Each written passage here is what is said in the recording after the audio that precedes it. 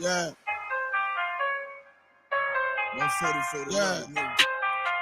Yeah.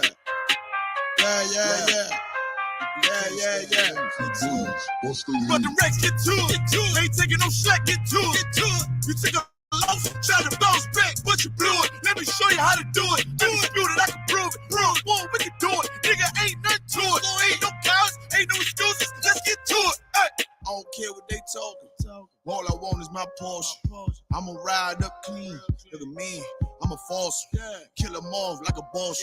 Nigga, you better stop it. I'm all about my profit. I'm shooting off like a rocket. Who about to blow these niggas out the water? He go harder, go harder. Steph Curry, fourth quarter. All I got is my niggas. All I fear is my father. All I bring is that slaughter. Bomb on the Pearl Harbor. He ain't real, he alive. If he real, who am I? Now his ass in the fire. If you can't till I die, please don't cross the line. Try to stop and stop trying. Boom shop is mile wide. I'm on the grind. Let's get to it. Double time and believe. You ain't harming me, nigga. I brought a whole army of niggas. So I ain't move with precision. Follow every order different. Let's get to it. Make it the rest, get to it. Ain't taking no shit, get to it. You take a loss, try to bounce back, but you blew it. Let me show you how to do it. Undisputed, I can prove it. One, we can do it. Nigga, ain't nothing to it. Ain't no cows, ain't no excuses. Let's get to it. Hey. You hear the truth that I'm speaking? Lot of hate for no reason. Probably don't understand. That's why I got the master plan. And all the power in my hand. Sling the shit on demand. You better watch where you stand. Just get flamed up and ain't changing up for nobody. They're warfare, what you know about it? This ain't a rap, this a message. Ain't it will be respected. Fake niggas like a virus. Lot of niggas infected. I came to correct it. Bought a whole bunch of soldiers. They move at my discretion. When the rebels hit the engine, all them niggas hit the exit. Them niggas get the sprinting. I demand your attention. Solid nigga, I ain't folding. Plus you know a nigga hold it. Nigga, look how I'm rolling. Shorty check my demeanor. He's smooth, but I'm cleaner. Flow like Aquafina. Hit him running Serafina. Yeah. I got a dilemma. I'm about to have a baby, but I still want a baby. Let's get to it. Nothing comes to a dream. I'm strictly getting. I'm all about the business. Rock solid and relentless. You came to make friends. I came to make a killing. That's why I gon' kill it. Leave these niggas hurting. I ain't swine fishing, nigga. Do you need a healing? I know you can hear me. I'm a vet, you a rookie. And Kanye, you a Donald Trump looking pussy. I'm a king, you a cookie. Ain't nothing you can tell me. I'm too ready. Let's get to it, nigga. It's nice to unwind after a long week of telling people how Liberty Mutual customizes your car insurance so you only pay for what you need.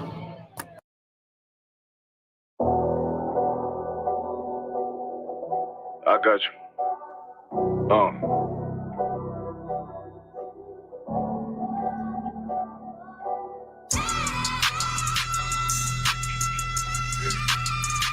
Let it vibe real quick. Look.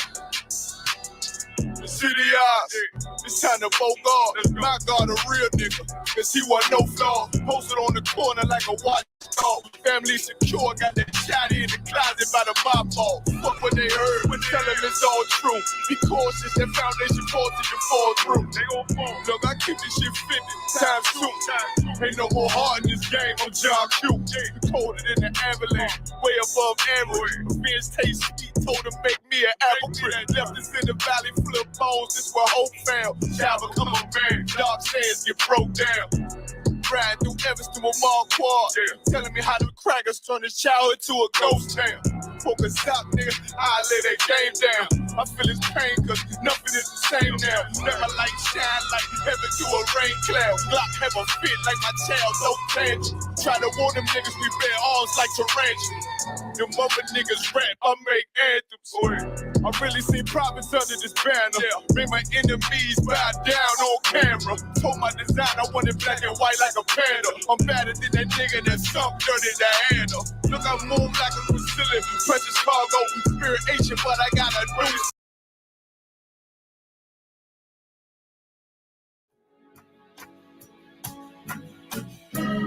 They killed, give me Isaiah 14 and 21. They did the same thing to my people. So that you said that they put millions of my actions. Should a murderer go to jail for murdering? Absolutely. Should a thief go to jail when he steals? Absolutely. Should a robber pay back the money he robbed? Absolutely. So why shouldn't the white man pay for what he did? That's right. One day you'll see just how it feels. Payback is a dog. It's a dog. Payback is a dog. It's a dog. Payback is a dog. It's a dog. Payback is a dog. It's a dog. I'm in a hell of a hole, was never expected to grow. Just obstacles set in the road, that a result of me selling my soul. The story I'm telling is cold, but yet it's what everyone knows. The white man's the devil is known. America was never our home. Only a place of captivity, safe facility, hating, disfigure me. They claim that I'm lazy, be killing me. Maybe this slavery draining my energy. 400 years and counting. The trail of my tears is countless. The fact that I'm here is astounding, but I can't wait till this shit is surrounded. Ready to tangle my king and the angel, be ready to rap. Crack in the sky, nuclear missiles and make it official. I'm capturing every cracker surviving. Put them all in chains where they need to be. Slavery for me. And let the whole world see the rhythm in the cage and safer in the streets. Put the dog on a leash. Get resolved for the beast. 144, get the brutal show, we could all be at peace. As soon as the trumpets are sound, your kingdom we busting it down. The only way justice is found, the time for your judgment is now. You'll see just how it feels. Payback is a dog. It's a dog. Payback is a dog. It's a dog. Payback is a dog. It's a dog. Payback is a dog. It's a dog. Look, ain't no remorse in my blood slim. It won't be no compromise. Now it's time to feed the worms. Watch his body turn to flies. I clutch iron while you trust the lies. The next Glock I buy gon' be Gen 5. I get it customized. And singing shots off like farewell. Praying payback come back around like a carousel. Still remember your Honda's words ringing in my head like bells. Said you in his body, you fit the Lord, fuck the cartel. Triangle choke, apply pressure to the game like I did Vondale. Payback's a bitch in his dress, she a bombshell. Revenge is served cold, I just hope they make an oxtail. Glock fresh out the box, I swear it got that new car smell. Made myself a target in the world of mad shooters. That was designed fire for our babies to pass through in the day of our king's reign. I'll be overzealous. They bought my jealous, I bought brand new pair of bellows. You'll see just how it feels. Payback is a dog. It's a dog. Payback is a dog. It's a dog. Payback is a dog. It's a dog. Payback is a dog. It's a dog.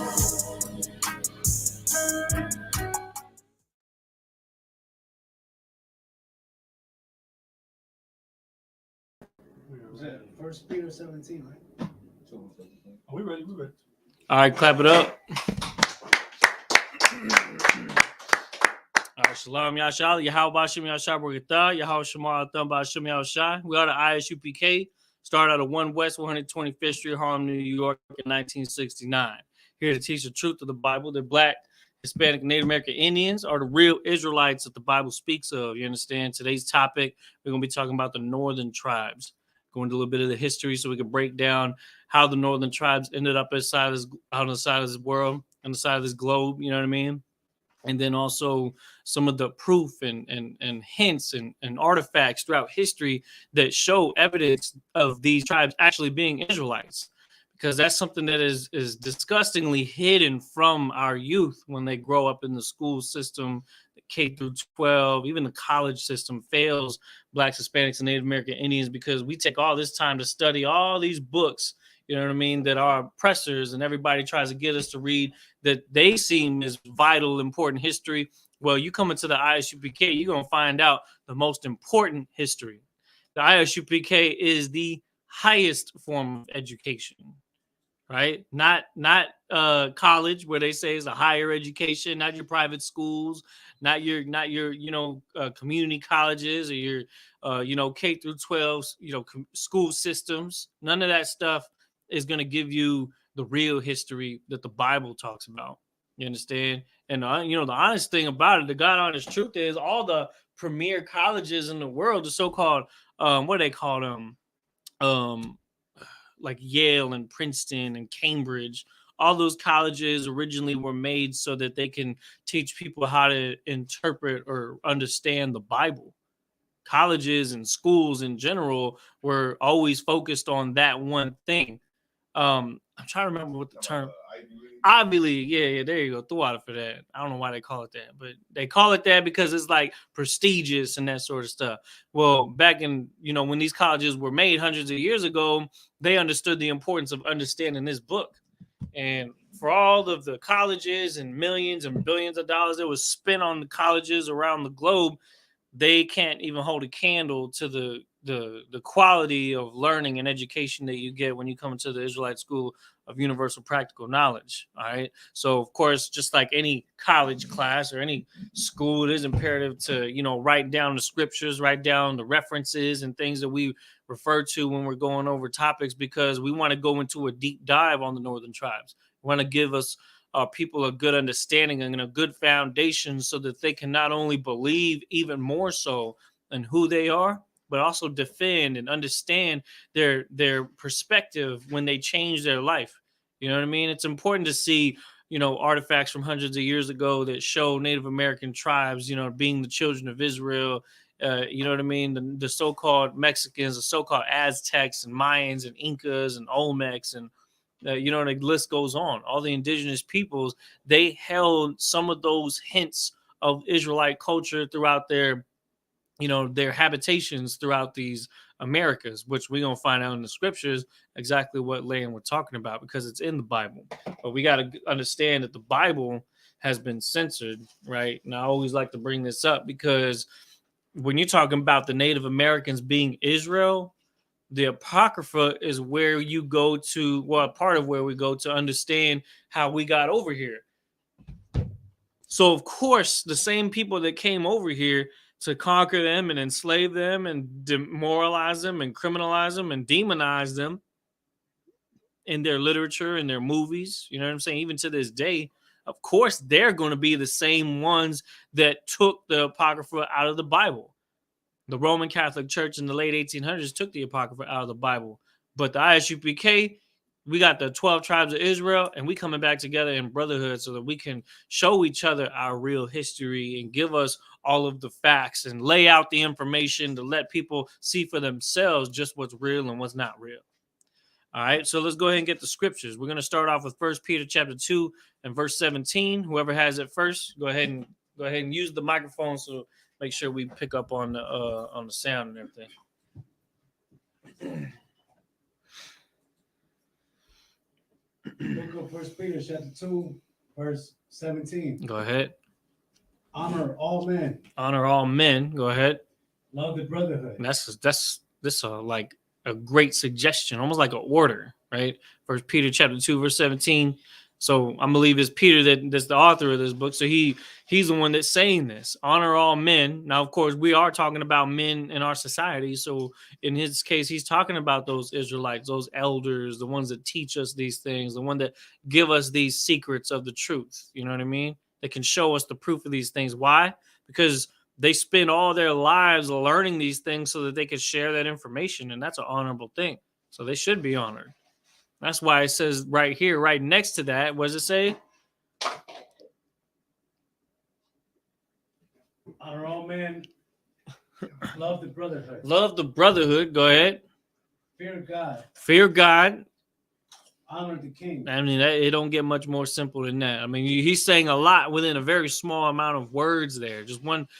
Just heavy sentence of just fact after fact. Honor all men, love the brotherhood, fear the Most High, meaning what? Keep God's laws, right? Because the fear of the Lord is the beginning of wisdom. And fearing the Lord is the keeping of his commandments, showing that you respect the Most High's laws. And then what was that last part? Honor the what? Honor the king. Honor the king. Who's the king? It's not Caesar. It's not the president of the U.S. It's none of those things. But in fact, who would he be referring to if not Christ, who would be the king of Israel, right? You understand? Because when Christ reigns on this earth forever, it will be under the Most High. And then, of course, Christ being the one that rules on the earth.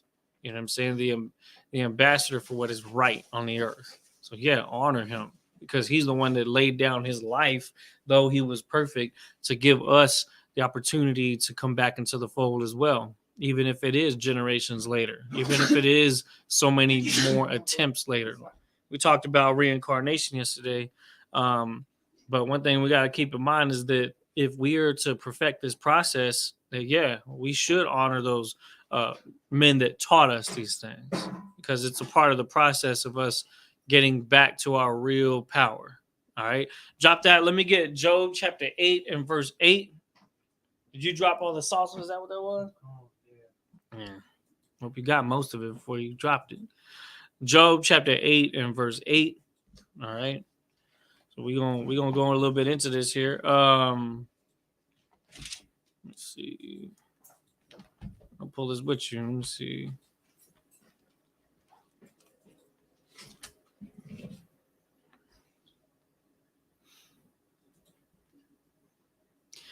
I just want to say a big up to Captain Akada Ryan because that new track is definitely fire. You know what I mean? I hadn't been on the turntables in a while, but I think I need to get back to it. Even Officer Karak out in California, he has a whole mixtape that I have to review so I can, see what I can work with on that too, because I haven't done none of that in a while. But it's about time that I get back on it because I see brothers have been working and putting in effort to make music that we can really resonate with. You know what I mean?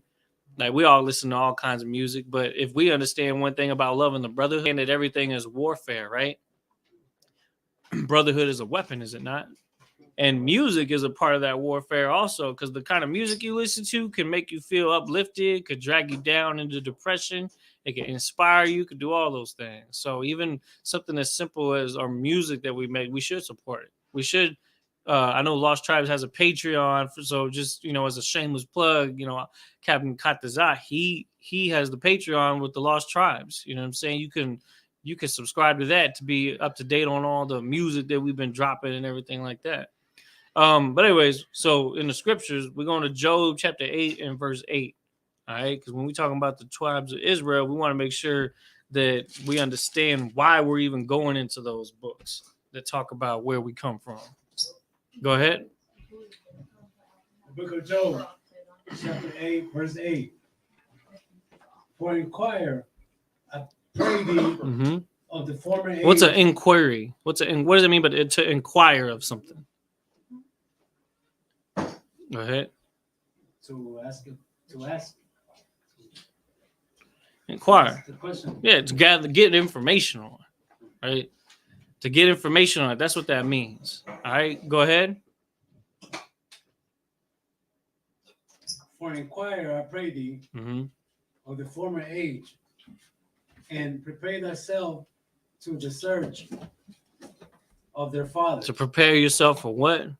Of the search of their fathers. So when you're gathering this information, what information is it that you're supposed to be taking notes on and gathering? Information about your lineage. Information about your ancestry. You understand? I can see. So for inquire, read that from the top, Uncle Krishan. Verse 8. For inquire, I pray thee, of the former age, and prepare thyself to the search of their fathers. And that's exactly what we're going to do today. We're going to talk about these northern tribes. You understand? The northern tribes being the indigenous people of the Americas and how that ties into the scriptures. Because when we make those claims, people are quick to try to say, oh, well, the Israelites, you know what I mean? They're the Jewish people that are in Israel today. well, just how they're not the real Jews, we also need to prove that we are the real Jews, right?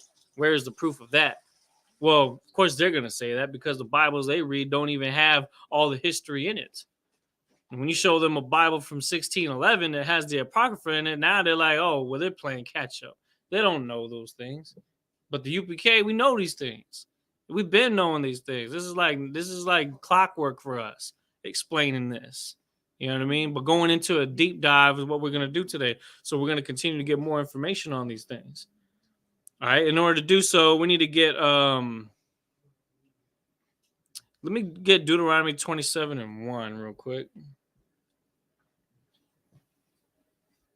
Oh, so like not 27:1. Deuteronomy. Yeah, 27:1.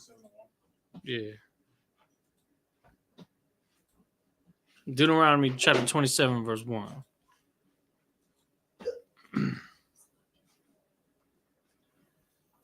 Just want to get, go ahead. Book of Deuteronomy, chapter 27, verse 1. Mm-hmm. And Moses, with the elders of Israel, commanded the people, saying, what does he say? Remember, he's commanding what? Commanding the people. What people are we reading about? The elders of Israel commanding the people. Saying what? Saying, keep all the commandments which I command you this day. And one of the ways that you know who is Israel is when we read these scriptures, like especially Deuteronomy, where you read about the repercussions for not keeping God's laws, or you read about the rewards for keeping them, the curses for not keeping them. You know what I mean? Blacks, Hispanics, and Native American Indians, we go through all of these curses all the time.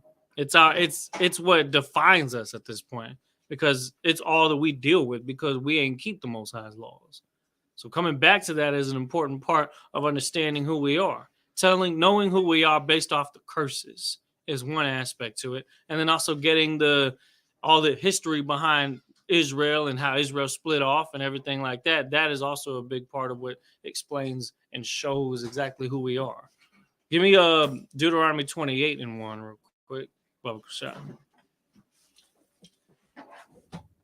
I just wanted to read that first. Technically, Deuteronomy 1:1 will say the same thing. Moses talking to Israel. We know that the people that are being given these directions are Israelites, right? And then really what the question that comes to mind is, okay, well, if we know that the law, statutes, and commandments are for Israel, then who are the Israelites? Because a lot of you Christians out there in these churches, when you read the Bible, when you read Zebulun and Ephraim, you just glance over it like it doesn't mean anything. It means something. It's an entire tribe of Israel. You understand? Manasseh, Gad, and Reuben.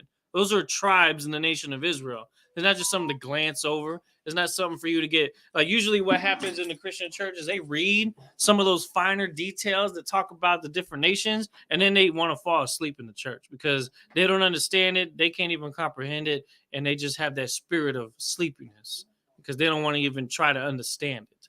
They don't ask the questions about the specifics on them. Or even if they do, their leaders are not able to give them the understanding of these specific tribes and who is this, who is Edom, you know what I mean? Who is Esau and Idumea? Who are these different nations, the Hittites and the Ammonites and the Moabites, all these different, these are different races or ethnicities of people, right? So it's important to know who they are in modern times. Because it doesn't say Chinese man in there. It doesn't say Japanese in there. It doesn't say Mexican in there. We just have modern titles given to ethnic groups now. But with biblical ethnic groups, those are what really starts to give an understanding to the world. And then reading the Bible, now things start to fall in place and it begins to make sense. So that's why the scripture says to be prepared, to inquire about the search of your fathers. Search the scriptures for your lineage. Search it to understand your heritage and your, nationality through it. And in doing so, also, who else is in there? Or who are they, if not the Israelites? You know what I'm saying? So that's what we want to read. Give me Deuteronomy 28:1, because this is what happens to Israel here for keeping God's laws and not keeping God's laws. The book of Deuteronomy, chapter 28, verse 1. Mm-hmm. And it shall come to pass, if thou shalt hearken diligently unto the voice of the Lord thy God, mm-hmm. to observe and to do all his commandments, which I commanded you this day. To hearken diligently to the voice of the Lord, to observe and do all the commandments. Now, what are we doing diligently this past week? We diligently held the Day of Atonement. We diligently had the Feast of the Memorial of the Blowing of Trumpets. You know what I'm saying? Brothers and sisters, cook. It takes a lot of diligence to prepare all those things, to cook those foods, to fast for 24 hours and things like that. Because we hear these scriptures and then we do them. You understand? And people in the church, they may glance over these scriptures, but they're not celebrating Passover. They're not celebrating Hanukkah or Feast of Tabernacles. Are they really even attempting to do what it says? Well, here we do what it says. You understand? And with that understanding that we're given by our elders, by our, you know what I'm saying, tribal leaders, then we can be led to the right direction. And going over these precepts in the history gives us the evidence and further proof that we need to stay locked in, to stay diligent, to keep wanting to learn more. All right. Read on. That the Lord thy God will set thee on high above all nations. Above what? That the Lord thy God will set thee on high above all nations. No, even with all nations. That the Lord thy God will set thee on high above all nations of the earth. I thought everybody's supposed to come together and all lives matter and we're all supposed to be equal. What does it say again? Read that last part. Above what? Above all nations of the earth. And this is what the Bible says. So don't be upset with us when we say that when God gave Blacks, Hispanics, and Native American Indians the responsibility of keeping God's law, statutes, and commandments, and that in doing so, we would be put above all nations on the earth. Don't be upset when we say that, because that also means that when we don't keep them, we're the ones that get punished for them. And we've been dealing with the punishments for them all these years. You understand? That's why we're not above all nations. We're under all nations. We're considered 3/5 of a man in America. You understand? Like we had laws that kept us from using the same bathrooms as the, you know what I'm saying, as the other nations that were here. We're looked at as the last hired and the first fired, or the first to not be on the schedule at work. You know what I'm saying? Like we're the first ones that they're going to cut our insurance off and our benefits and health benefits and all that the second that we stop showing up to work. Meanwhile, the other nations, they'll give them a whole extra month, give them time to adjust. But no, not us. No, we get cut off the second that we stop slaving for them. We get no remorse. We get no leeway or nothing like that. You understand? And that's a trash situation. Read on. Verse 3. Blessed shalt thou be in the city, and blessed shalt thou be in the field. Right, because now you're going to read about these blessings that we get for keeping God's laws. But one thing, we're not going to get into all those right now. What we got to understand is that the end result is the Most High setting us on high above all nations that are on the earth. Right? Jump down to verse 15.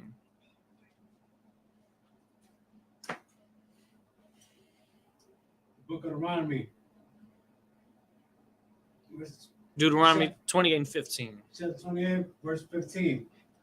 But it shall come to pass, if thou wilt not hearken unto the voice of the Lord thy God, to observe, to do all his commandments and his statutes, which I command thee this day, that all these curses shall come upon thee and overtake thee. All these what? All these curses shall come upon thee and overtake thee. Now, I tell you one thing, our people have not been keeping God's law, statutes, and commandments. Blacks, Hispanics, and Native American Indians are going to undergo the curses that follow.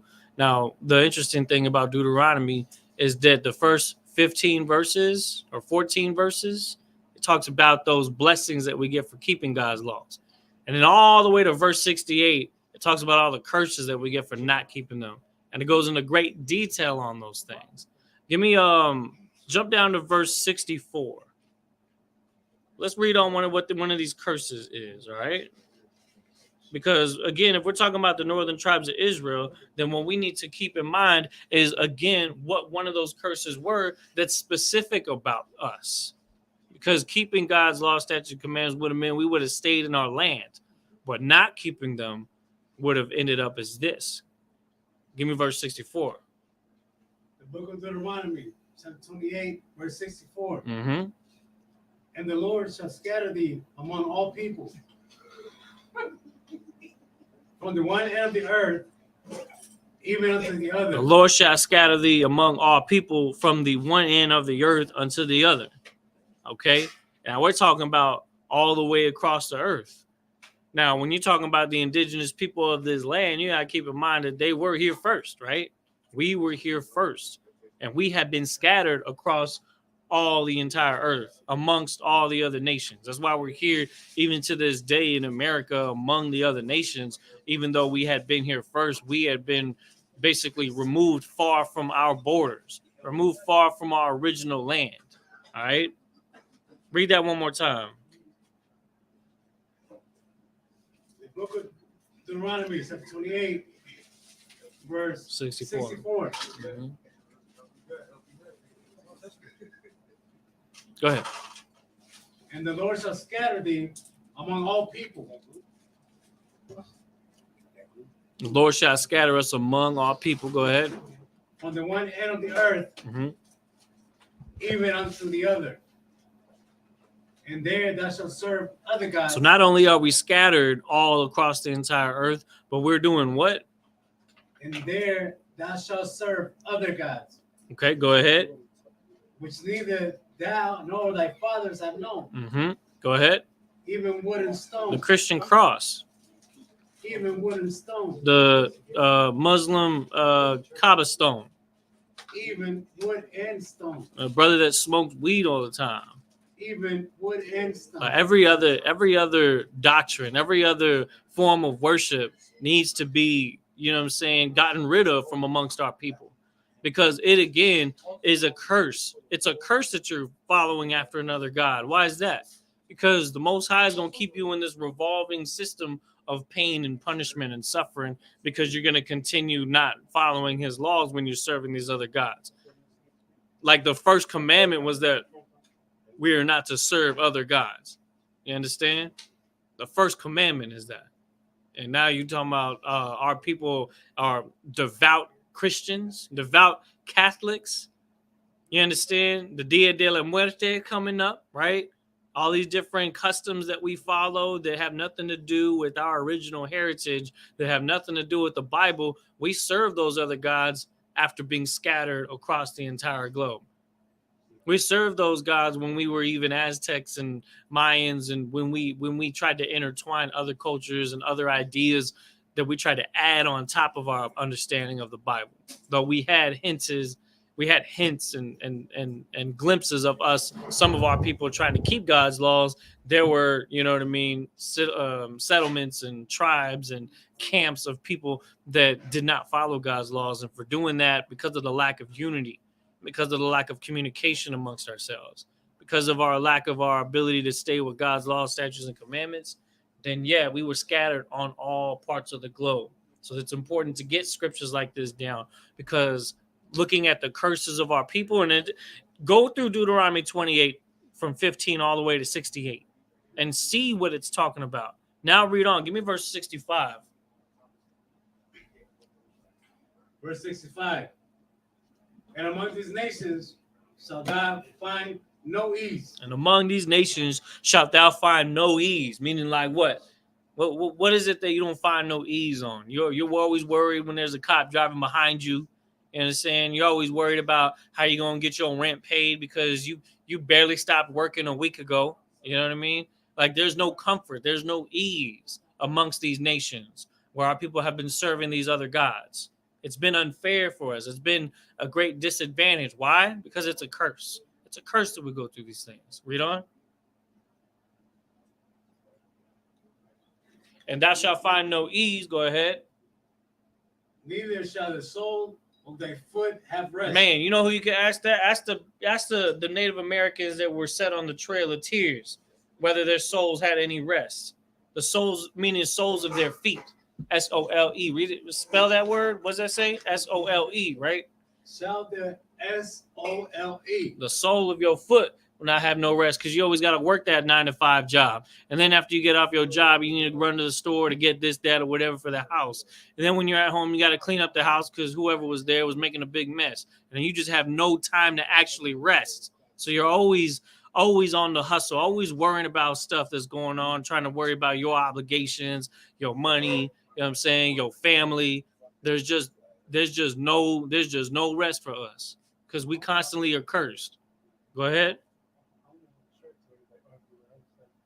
But the Lord shall give thee there a trembling heart. That anxiety that's building up. What is that? But the Lord shall give thee there a trembling heart. That high blood pressure that you have. What is that? But the Lord shall give thee there a trembling heart. Right. The lack of courage. What is that? Read that again. But the Lord shall give thee there a trembling heart. A trembling heart. We're in Deuteronomy chapter 28, verse 65. All right. Read that from the top again, Baba Kushab. Verse 65. And among these nations shalt thou find no ease. Mm-hmm. Neither shall the sole of thy feet have rest. For the Lord shall give thee there a trembling heart. A trembling heart. Go ahead. Read on. And falling of eyes. Go ahead. And sorrow of mind. And sorrow of mind. Depression. The failing of eyes. I mean, come on. What is that talking about? The failing of eyes, meaning just the tiredness all the time. Because your eyes is always you're so tired, your eyes is just wanting to close. Or you damn near going blind in situations like that. Your eyes is failing. Your heart is failing. Everything's failing because you don't keep God's laws, statutes, and commandments. It's a constant curse that we got to deal with because of the lives that we lived before. Now we're in this life. Now we have the chance to get things right. So thank the Most High for the UPK, because without that, what hope would we have? Without Christ setting the tone for our school to be here at this day and age, what hope would we have? There wouldn't be none, because the Most High has given us this out. We can't throw that chance away.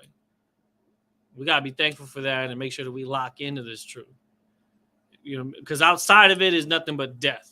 Because outside of this truth where people don't keep God's law, statutes, commandments, their hearts are trembling. Their eyes are failing. Their mind is full of sorrow. Give me verse 66. Verse 66. Mm-hmm. And thy life shall hang in doubt before thee. Mm-hmm. And thou shalt fear day and night. Mm-hmm.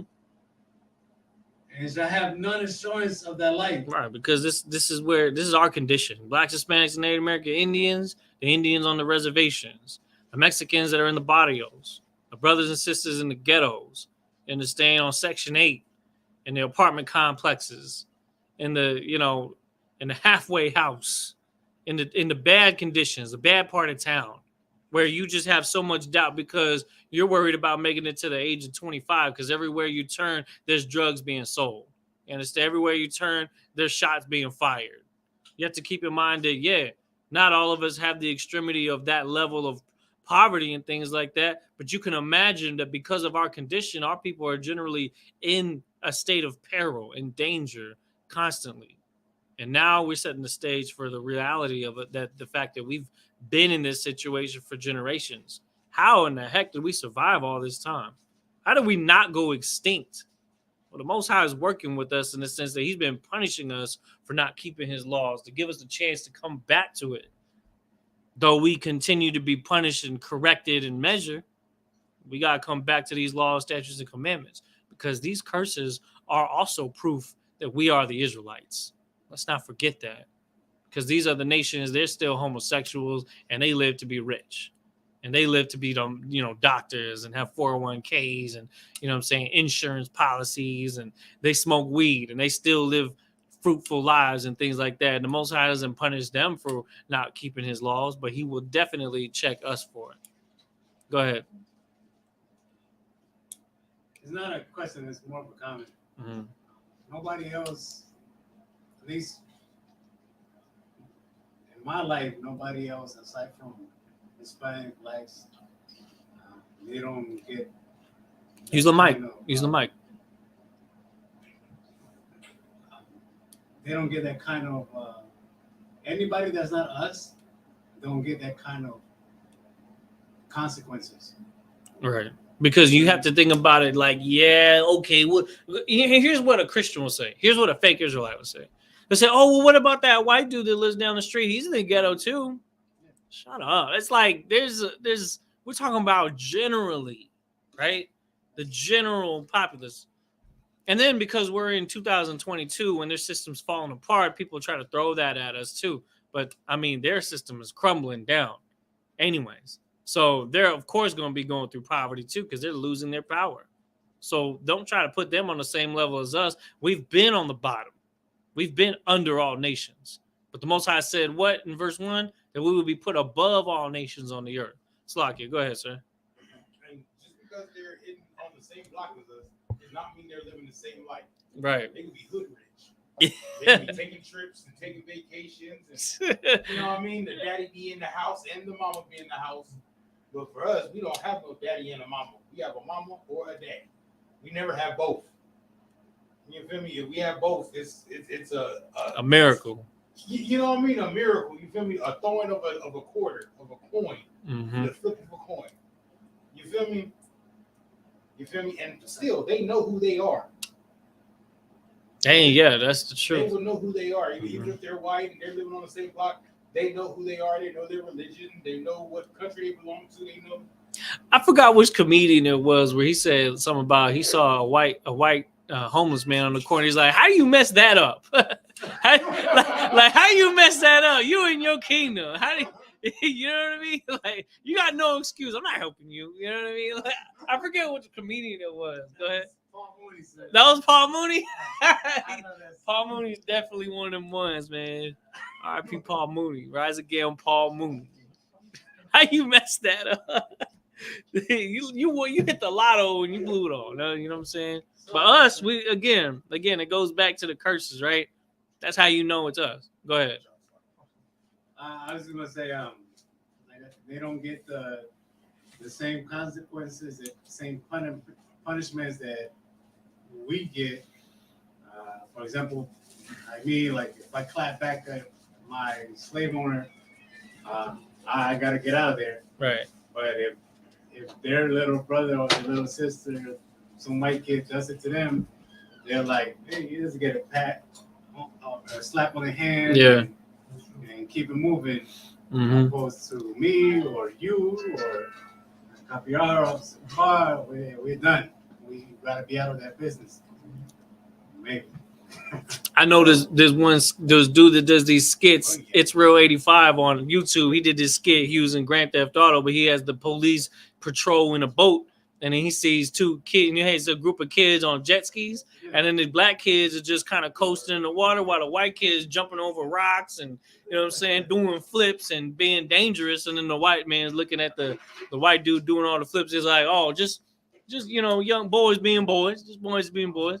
And then he looked at two black dudes moving on slow, moving, scared of being in the water anyways. And then he calling on the radio. Yeah, I got two black kids shooting at dolphins out here. You know what I mean? Like I know it's a parody, but it's like that. It's like that. You know what I mean? You can't even have a water gun at the park without getting shot. Trooper Capiar, he brought an article talking about you can't even be sitting in a McDonald's parking lot eating a burger without getting shot at by a police. No, you know what I'm saying? You can't do nothing. You can't even walk down the street. What was that brother's name that got shot here in San Antonio? I forgot the brother's name. Eric Cantu. There was another one. Remember he was talking about the one that was on. That had a warrant. He stepped outside and the cops seen him and shot him. In the back. Yeah. They shot him in the back. I mean, come on, it's right. Run back in the house. They shot him in the back. And this is the reality we live in. Kevin Williams, Kevin Johnson. Kevin Johnson, that's what it was. Give me verse 66 again. Read that again. The book of Deuteronomy, chapter 28, verse 66. Go ahead. And thy life shall hang in doubt before thee. Mm-hmm. And thou shalt fear day and night. And thou shalt fear day and night, right? So you, in the daytime, like, George Floyd, or in the nighttime, like any of our brothers that be doing anything out on the streets at night. The thing that's messed up about it is when the mama went up there and tried to see what was going on with her son. Use the mic. Salakia.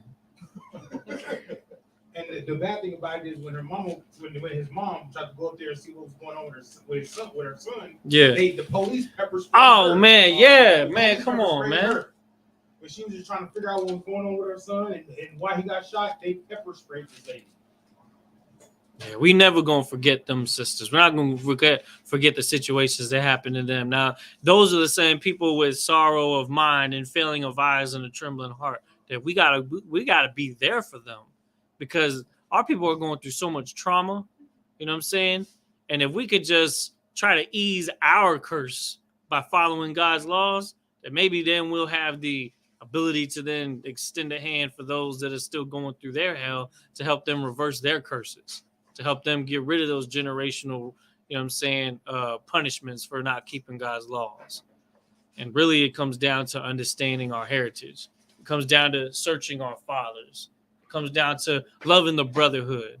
I'm always going to refer to the scriptures that I'm bringing up in class to remind you why I'm even bringing them up.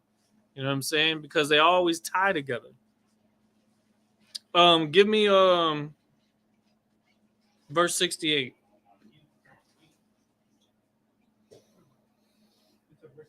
Yeah, give me verse 68.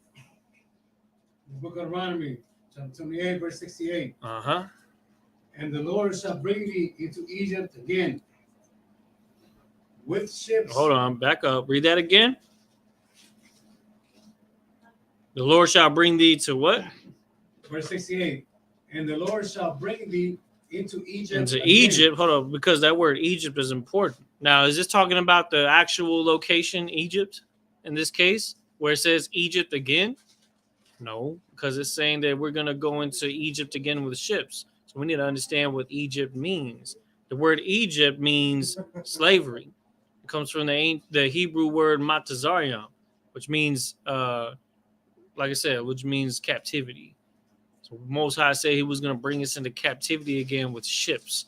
And who is brought into captivity with ships and scattered across the whole world, if not blacks, Hispanics, and Native American Indians? Because remember, when the conquistadors came over here, that's when the transatlantic slave trade really, really kicked off, because they were already putting Native Americans on ships and, indigenous peoples on ships, because they saw how peaceable we were, and they sought to take advantage of us and take our women and sell them off as prizes, and take our men and sell them off as workers and stuff like that. And here we are, fast forwarded today, and we're the same damn thing, because it's our sisters that are out there struggling to make ends meet, having to resort to dancing on a stripper pole or making an OnlyFans just to make enough money for her rent. Or it's that brother having to work construction and work 12-hour shifts just so he can, barely scrap by. And it's the same story. It's just the times have changed, the technology has changed, but the oppression and the curses are the exact same that they've always been since we broke away from God's laws. Go ahead. What was your question? So, bringing us back to Egypt by way of ships would mean the transatlantic slave trade, right? Yeah. And that's what you want to put in your notes. Hey, Thwada. That's what you want to put in your notes. Drop that. Let me get 2nd Esdras chapter 13, verse 40. 2nd Esdras chapter 13, verse 40. Now, if you remember when we were using this scripture at camp, 13 goes into some pretty heavy stuff, because it talks about the return of Christ and how Christ is going to destroy all the armies of the heathen upon his return. But we're going to the part of the scripture that talks about a little hint on how we came over here, when we came over here. And then we will go to the scriptures that it's referring to. 13, verse 40. 2nd Ezra chapter 13, verse 40.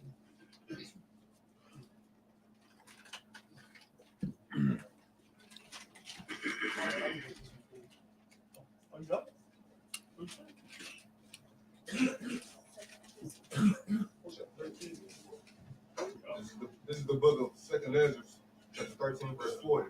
Go ahead. Those are the 10 tribes which were carried away prisoners out of their own land in the time of Osee, the king, whom Salmanasar, the king of Assyria, Led away captive. Led away captive. You know what I'm saying? Because this is referring to history, Israelite history. Right? This is a test. This is bringing up something to see if you remember, what happened to Israel after the split, when Israel split into two different states: Israel, which was the northern kingdom or the northern state, and Judah, which was the southern state. Right? Where do you read about this? Anybody know? Where in the Bible is this brought up? Or in the Apocrypha? Where? What is it referring to? Go ahead.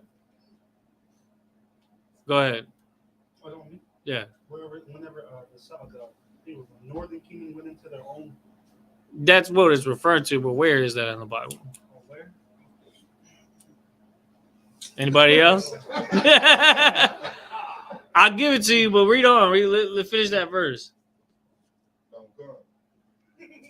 And he carried them over the waters. Uh-huh.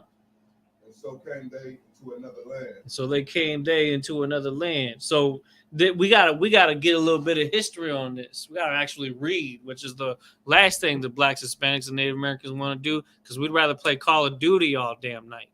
Because we'd rather watch Tekken on anime on Netflix or whatever the new show is that everybody's talking about. You know what I mean? We gotta read some books every now and then, y'all. You know what I mean? It can't be all NFL Sunday and all that. You gotta read some books. You hear me? Give me 2 Kings chapter 17. 2 Kings chapter 17. Can I say something? God, sir, go ahead. Just about that one verse, that was in second Esdras. Yeah. That was the first Esdras, not second Esdras. Right, that one that you just read, Shema one. That in that one verse is like 150 years of history. Mm-hmm. Y'all wasn't realizing different names that was being used, but those are two different Assyrian kings. You know what I'm talking about? So in the time of Osei, whatever this dude's name is. Osei. They started plotting together to get themselves free. And in the time of Salamanzer, I think that's his name. That's when they actually they actually did it. So he was making preparations that whole time. Generations. Mm-hmm. We're making that preparation. Like, so you know how we trying to get out of slavery now and get the kingdom now, right? It's just like we taught our children how to do what to do, and they actually did it and make that journey. Man, this is all heavy, man, because again, when we read 2nd Ezra chapter 13, that's a prophecy, you know what I'm saying? But then in the middle of it explaining the prophecy in 2nd Ezra 13, it gives you some history. Like he was talking about how it covers all this history to remind you of who is the peaceable multitude that's there with Christ. If we were reading the whole chapter in 2nd Ezra 13, you see what I'm talking about, because it's the same chapter where it talks about that man coming out of the sea and destroying that army that comes to subdue him, right? It's Christ. It talks about what happens after he handles his business and, handles all that smoke with the other nations. And what does he do? He goes to these other people who he actually is camaraderie with, who actually is protecting. You know what I mean? And so we're reading about the people that he's protecting, but in verse 40, it's referring to something that happened in history. And so you need to go to 2 Kings chapter 17 to read a little bit of history. So whoever's going to read that, know that there's going to be some reading, all right? But go ahead and start at verse 1. We're going to make it quick. But you know what, Tito? Go ahead and get that. 2 Kings chapter 17? Yeah. Verse 1. Put it a little bit louder. The speaker, I can barely hear it. The book of... Go ahead. 2 Kings chapter 17. Go verse 1. The book of 2 Kings chapter 17, verse 1. In the 12th year of Ahaz, king of Judah. So it's giving you a time frame. Ahaz, king of Judah, in the 12th year that he reigned. Go ahead. Began Hoshea. So in the Apocrypha, we're talking about Hosea, but it says Hoshea right here. It's the same person. Go ahead. The son of Elah. the reign in Samaria over Israel 9 years. Go ahead. Verse 2. And he did that which was evil in the sight of the Lord, Mm-hmm. but not as the kings of Israel that were before him. So who was Hoshea? Hoshea was the, who was that? That was the leader of the northern tribes. Samaria, that's the land that the northern tribes were in. It says he reigned in Samaria over Israel 9 years. So he reigned for 9 years, but he did that which was evil in the sight of the Lord. So imagine the northern tribes, the natives, the Hispanics, us, but we were on that side of the globe. And then our leader, Hoshea, was not a good leader because there may have been something that he did that was off. Maybe he flirted, you know what I'm saying, had marriages with the other nations. Maybe, it doesn't go into detail on that right here, right? So unless we find where, somewhere in the Bible where it talks about what he did that was wrong, we don't know what it was, but we know it wasn't keeping God's laws. So the Most High was then mad at the entire state of Israel at the time. Go ahead. The Most High was upset at everyone because of the lack of one leadership. Yeah, because what happens when a leader is not good? His whole entire underbody of people under him are also going to make the same mistakes that he's leading by example and teaching them the wrong things. So like I said, and in America, we have countries that are governed by individuals like that. Mm-hmm. And we have to follow their directions and their instructions. We don't have a choice. You get killed or you get hunger. Well, our Israel now, at that time, is not exactly the same as how, like we think of the way things are operating here as we know it. It's not exactly the way it was back then because Israel, we still knew who we were. So we still had an idea of our culture. Like we still knew better because we had identity at this time. You know what I mean? Because them people down there that say, like cartel leaders that say this, that, and the third, you got to follow what we say. It's not the same as Israel as we knew it under Hoshea, the king in Samaria over Israel. What's your question? Go ahead. So because we followed that person that Hosea? Yeah, Hoshea. Because we followed him, we paid for him too as well. Yeah, because it was also a mistake for us to even we first of all we separated from Judah. That was the first mistake, right? And then we had now remember when we were talking about earlier how the northern tribes wanted to set a king over them and Judah wanted to go to war against them because they were trying to set a king over them and not recognize the king of Judah as the leader of all our entire nation. This took place after that scuffle, right? Of course, God had the plan of what? Them not going to war against each other. He told Judah to stand down from moving on the northern tribes. But this is a period of time when Hoshea was a leader over Israel. And again, we had been starting to fall away. And that falling away was prophesied even during the time of David and Solomon. All right. Because the Most High even came to Solomon and told him that his sons were going to be basically his reign was going to be the last time that Israel was united. And right when Rehoboam and Jeroboam came into play, that's when we split off. You understand? And I believe it was Rehoboam that was the king over Judah when that whole scuffle began. But right now we're reading a different part of history. So we got some reading to do. So go ahead and read on. Give verse 3.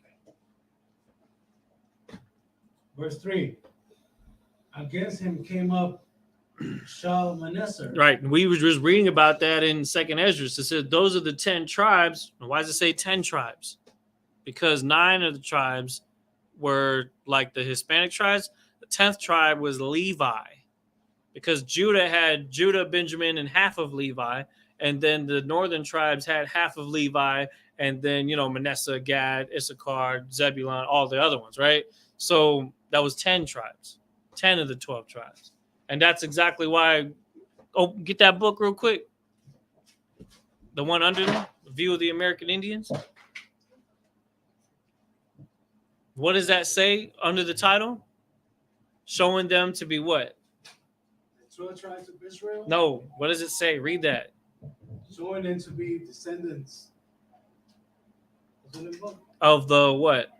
of the 10 tribes. 10 tribes of Israel. Why is it saying that? Because these are the ones that came over here. You see what I'm saying? So it doesn't say 12, it says 10 in that regard because we were split at the time. All right. So when Second Ezra says those are the 10 tribes which were carried away prisoners out of their own land in the time of Hoshea the king, whom Salmanassar the king of Assyria led away captive, and he carried them over the waters, and so came they into another land. We're reading about that here in Second Kings. You see how it ties together?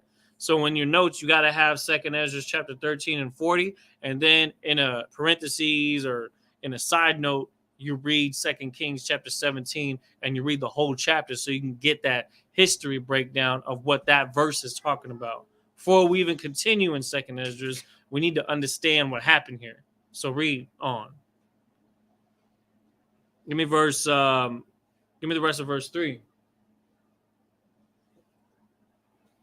17 verse 3, right? Yeah.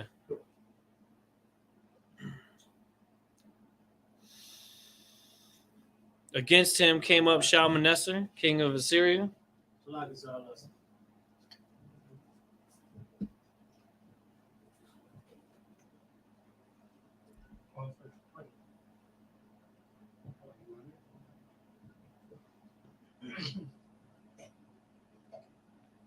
Go ahead.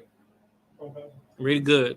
This is the book of 2 Kings, chapter 17, verse 3. Against him come up Shalmaneser, king of Assyria, and Hosea, because his servant became his servant. Hosea became his servant and gave him presents. Right, he put him under tribute. You know, he got deboed that dude. You know what I mean? Because Assyria was strong at the time, and Israel was split, so we didn't have our full leadership when it came to things returning to warfare. So we had a disadvantage because of our lack of unity. You understand? Read on. Verse 4. Verse 4. And the king of Assyria found conspiracy in Hosea, for he had sent messengers to So, king of Egypt. Right. The king of Egypt at the time was somebody named So. Go ahead. And brought no present to the king of Assyria, as he had done year by year. Mm-hmm. Therefore, the king of Assyria shut him up and bonded him in prison. So this is what happened to Hosea. Hosea, which was the leader, he was basically held captive, like a prisoner of war, so to speak, or somebody that was held for, you know what I mean, for like, what do you call it? Not bribery. What's that thing called? Was for somebody holds up for insubordination? Nah, I'm thinking of a different term. When somebody holds somebody hostage and asks for payment of some sort. Interrogation? No, but go ahead, sis. Ransom. That's what it is. Yeah. Go ahead. So he basically had him on ransom because it was like, where's my tribute? I'm putting you in jail because you ain't paying up. And not only that, read on. Keep going. Give me verse 5. Verse 5. Then the king of Assyria came up throughout all the land and went up to Samaria and besieged in 3 years. Besiege, what is it to siege a city? It means to surround it, to prevent passage to it. Like how Russia besieged the Ukraine. What did they do? They cut off the sea by taking Crimea and then cutting off all the pathways for people to bring supplies by the way of the waters of the south. And then they sieged Kyiv for a while by having tanks all around the city that were just shelling it. You know what I mean? So they sieged it, but they sieged it in an old school way because they didn't have tanks and helicopters and stuff. They just sieged it the old school way of having a whole bunch of dudes, you know what I'm saying, posted up, pitched their tents out, just ready for action in case they tried to start something or try to push them away from it. So a siege is a serious thing because what happens to a city when it gets sieged? You run out of supplies, you run out of food, and then you let time be your ally when you're sieging a city. So there was a tactical move that they made to stress out the nation of, to stress out the state of Israel at the time. we got your leader. Now we got you surrounded. What y'all gonna do? Y'all better pay up. See how they operate with Israel? And the Most High is allowing this to happen. Go ahead. I just want to say, the Americans do that with Cuba and Venezuela. Man. They have that embargo on them, where nothing can go in or out. Yeah, they call it what, tariffs or sanctions is what they call it today. Things like that. Yeah, it's kind of like a soft siege because it makes them have to pay more tribute just to get the same items. When you put tariffs on something, when you put sanctions on something, it makes your goods cost more money. Oh, you still need wheat and flour and corn. Okay, well, you're gonna have to pay 40% more. And that's just all money they pocket because basically, because I don't like you, I'm making you pay more money for that same product that you were just getting. It's really about resources, right? And in this case, something's going on here. This is the beginning of something pretty drastic here. This is the beginning of a collapse of a society here. And that's what we're reading on. So what's happening here in this verse in 2nd Esdras, chapter 40, is not to be skimmed over because that's a very vital part of our history, especially these Native American and indigenous peoples, those of North, Central, and South indigenous descent on the Americas. This is the part of history that we should remember and want revenge for. You know what I mean? And pray to the Most High to avenge us for things like this happening. Though we deserved it though, because we fell away from God's laws. But in a time in the future when we look at these history, we're gonna see that this did happen to us. You know what I mean? Read on.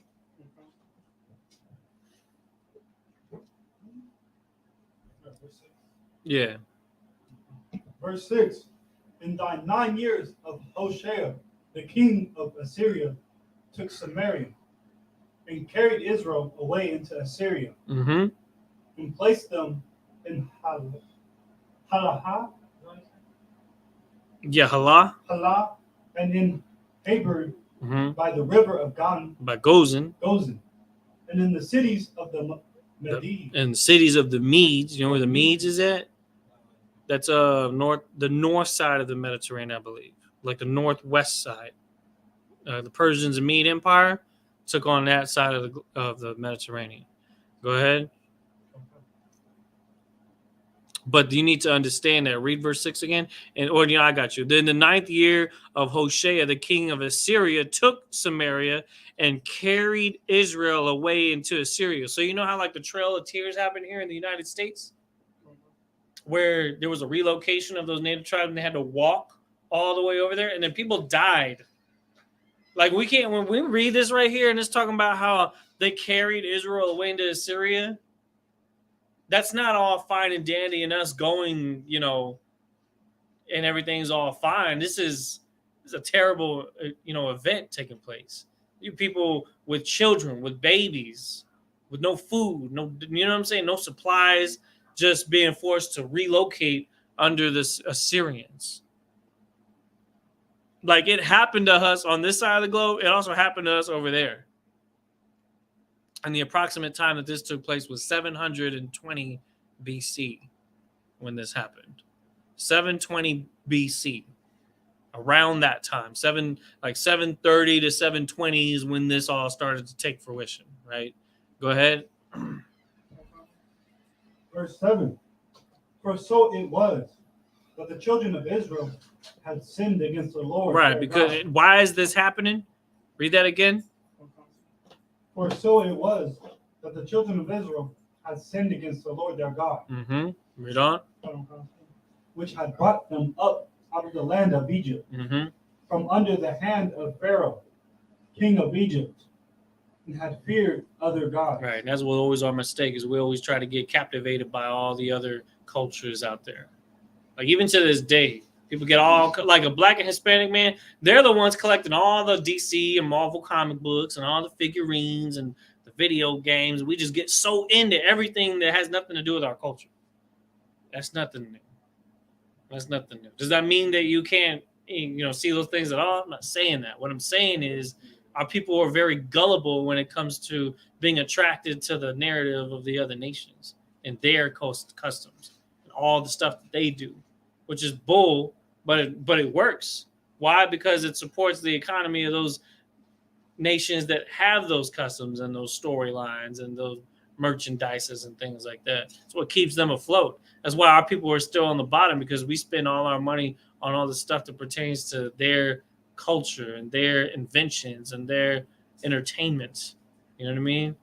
So we got to think twice before really getting too obsessed with anything involved with this kingdom. All right. What question you got? You got another question? All right, read on. And give me verse 8. So give me verse 8? Yeah, verse 8. I'm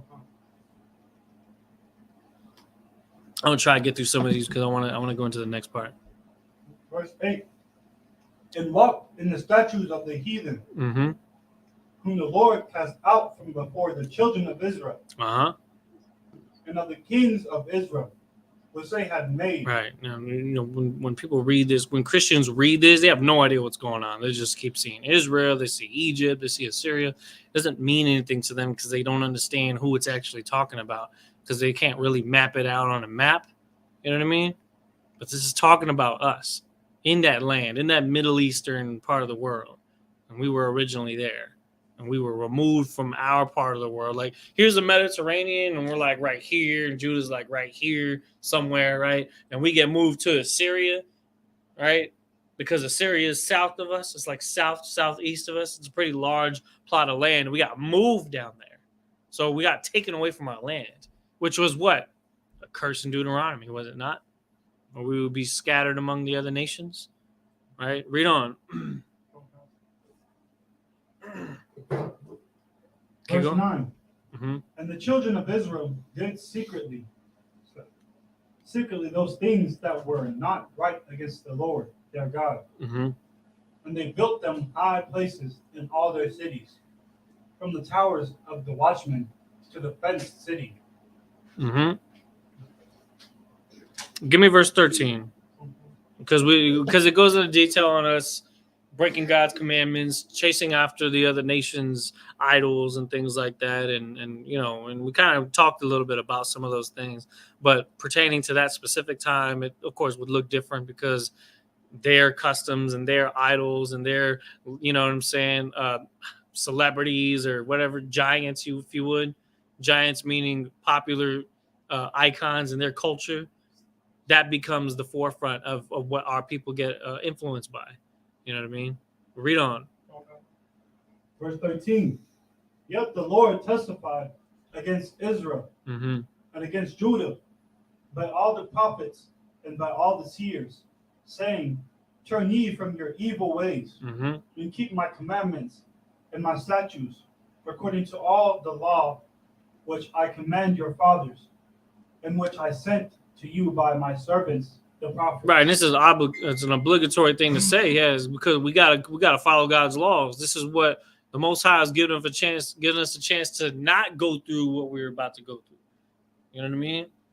And just reminding us that keeping His laws is what keeps us on His good side. But bringing away from it, obviously, is why we're going through all those things at that time and leading up to today. Read on. Verse 14. Notwithstanding, they would not hear, Mm-hmm. but hardened their necks, like the necks of their fathers, Damn. that did not believe in the Lord their God. Mm-hmm. Give me verse 18 now.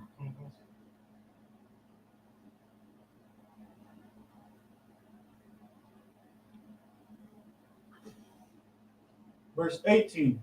Therefore the Lord was very angry with Israel and removed them out of his sight. Mm-hmm. There was none left but the tribe of Judah only. The tribe of Judah, which, of course, the state of Judah still includes Judah, Benjamin, and Levi. But it is talking about their land because Judah is the head tribe. Keep going. Mm-hmm. Verse 19. Verse 19. Also Judah kept not the commandments of the Lord their God, Mm-hmm. but walked in the statutes of Israel which they made. Damn. So they, Israel, we trendsetters, right? Everything we do, everybody copies. Even when it's the wrong thing to do, everybody still copies what we do, right? If all women are twerking in the club, then out of nowhere you got white girls trying to twerk in the club, even though they ain't got no behind to work with. They still gonna do it. And if a brother's smoking blunts and doing all that, the other nations, they gonna want to do the same thing because they see this in the rap videos with the Ferraris and the Lambos, and we make it look cool, right? Well, unfortunately, the same thing happens where who you would know today is Chicanos and Native Americans. I mean, we had that flavor too. And Judah saw what we were doing. It like, dang, man, that looked kind of fun. We need to start doing what they're doing because they put some flavor in all that stuff, but it was unlawful, right? Whatever it was they were doing, it was unlawful. But Judah kind of got enticed to doing what we did, and they also earned the Most High's anger as well, which of course would be paid upon later on when Israel gets taken over by the Roman Empire in 70 AD, right?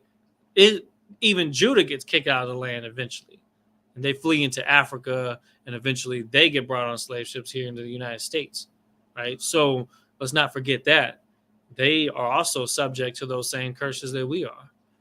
Go ahead. At the time, did we have a leader like we do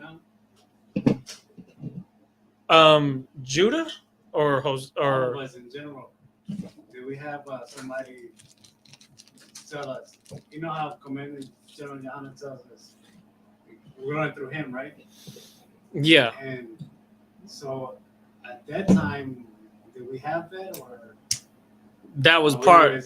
Back then, it wasn't so much. It was more than the rank and order. It was the whole fact of having a king, right? Because technically, even just the thing of having a king is something that even the Most High was a bit foreign for us. For even King David to become a king of Israel, it wasn't something that just happened and the Most High was okay with it. There was some fight back before even that was allowed. You know what I mean? Of course, in the end, Christ will be our king. You understand? So there is some, how do I say, there is something to it that is going to be used, but the fact that our people always try to look for leadership and things like that, I mean, it goes back that far. But keep on, because I want to get to some of this history. I want to get into some of these artifacts and other things. So let's get more of what happened. I need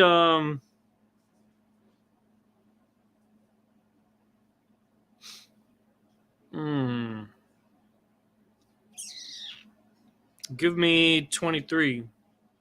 Yeah.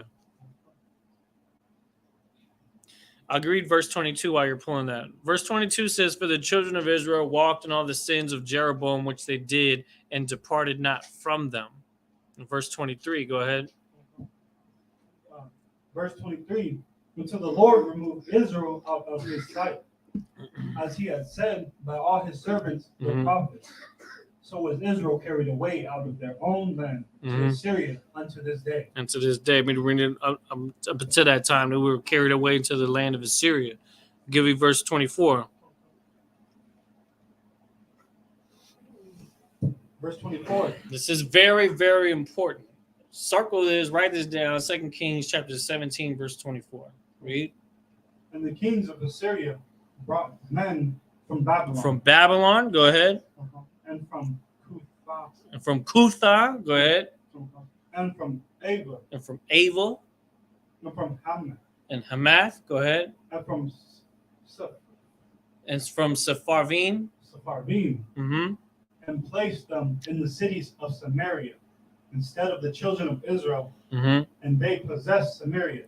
Right now, so they not only took us from Israel, from the land of Samaria that was a part of the northern state of Israel, and put us into Assyria, but they took people from Babylon and Cutha and Ava and Hamath and Sepharvaim, and they put them in our land. So they took us out and replaced us. Now, I like that they use the word Sepharvaim because you ever heard of the term Sephardic Jew? You ever heard that term? It's like they have their own like different ethnicities within the Jewish community, but know this, they're not the real Jews. They were transplanted into our land here.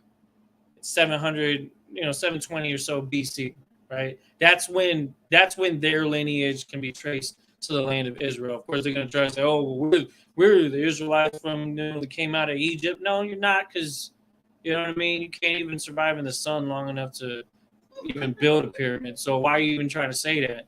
You know what I mean? But here they are over in the land of Babylon and wherever they come from, and they get put in our land. And that's the narrative. And that's exactly why even to this day, there are people fighting over who belongs in that land. None of them belong there. We belong there. But they're the ones that were transplanted there. And so even to this day, there's a lot of fighting because you got the Palestinians and the Iranians and all these different, you know what I'm saying? They call them sand niggas, but and whatever, right? But we know Revelation 2:9 says, "For I know the blasphemy of them that say they are Jews and are not, but are the synagogue of Satan." And it starts right here. That's why this verse is so important, because it's giving you the origins of where that synagogue of Satan even started with. Go ahead. I was gonna say,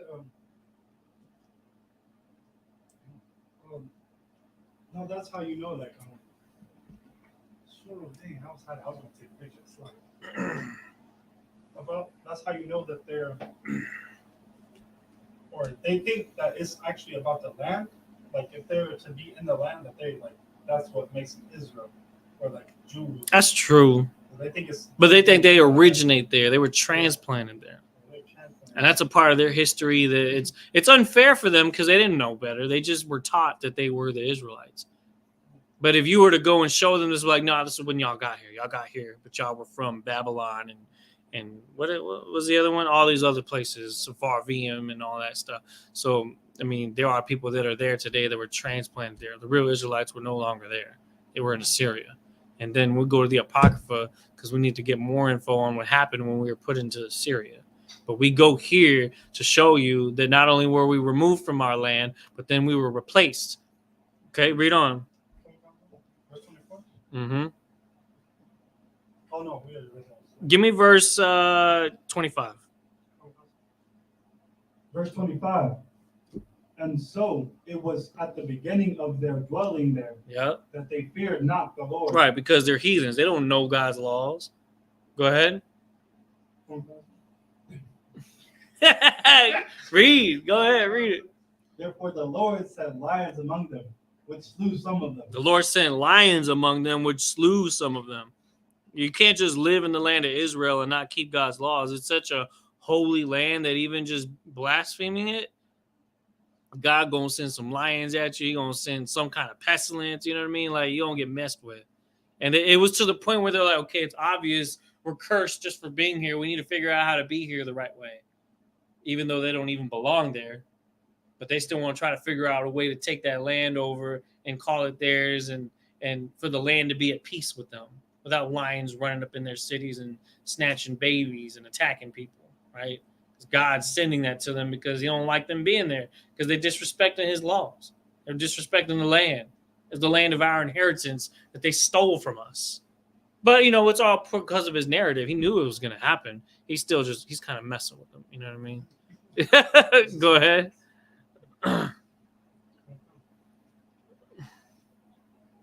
Verse 26. Mm-hmm. Wherefore they spake to the king of Assyria, saying, the nations which thou hast removed. So these people are complaining because they keep getting cursed, right? Go ahead.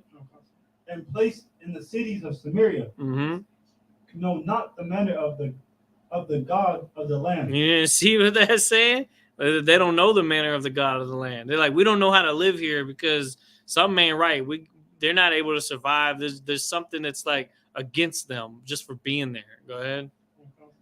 Therefore he has sent lions among them, and behold, they slay them, because they know not the manner of the God of the land. Verse 27, give me that.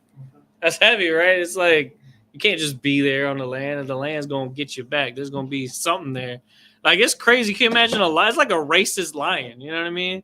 Lion, like, wait a minute. I'm used to seeing dark figures. Who's this over here? Man, y'all don't smell right. You know what I mean? What's that pork? Nah, I don't like that. We're finna go over there and see what's going on. And the lions start biting everybody. You know what I mean? Lions. I don't know how many lions it had to be to make them trip out like that, but it must be quite a bit. Go ahead. Verse 27. Then the king of Assyria commanded, saying, carry thither one of the priests whom ye brought from thence. Here we go. Go ahead. And let them go and dwell there, and let him teach them the manner of the God of the land. Some Uncle Tom. They took an Uncle Tom Negro from the ones that they took to Assyria, took them over there and was like, here, teach them God's laws because they can't even be there without stuff happening to them. And we just want to make sure that they have what they need. And that's exactly what happened. Give me verse 28. Verse 28. Then one of the priests whom they had carried away from Samaria came and dwelt in Bethel and taught them how they should fear the Lord.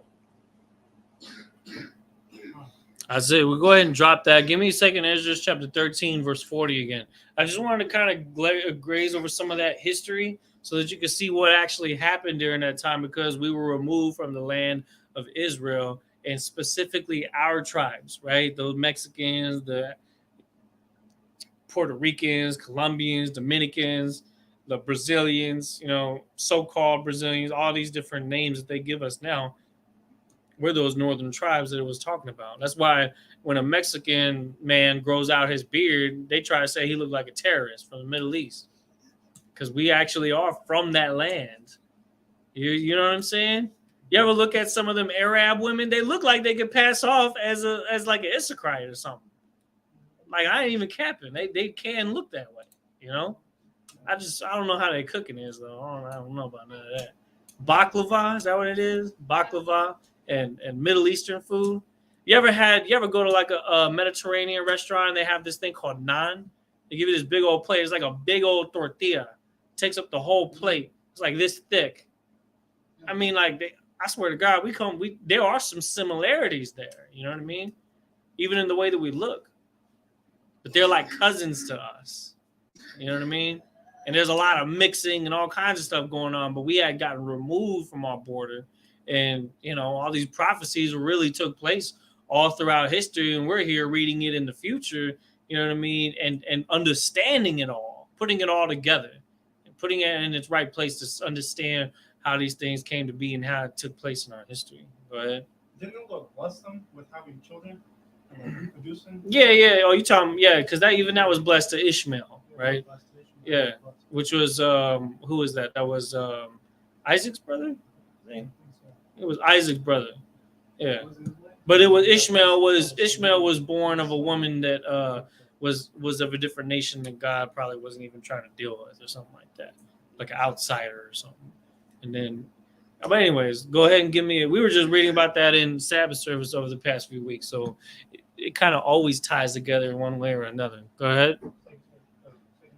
2nd Ezra chapter 13. Give me verse 40 again. Now we can understand what that's even talking about this time.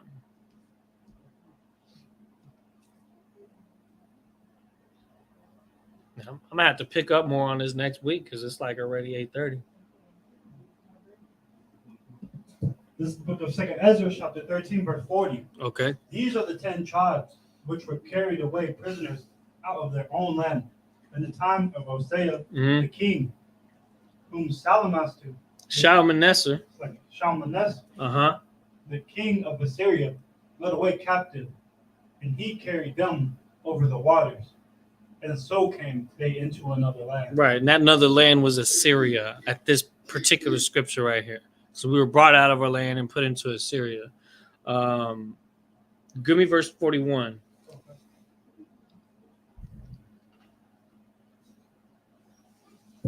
Verse 41.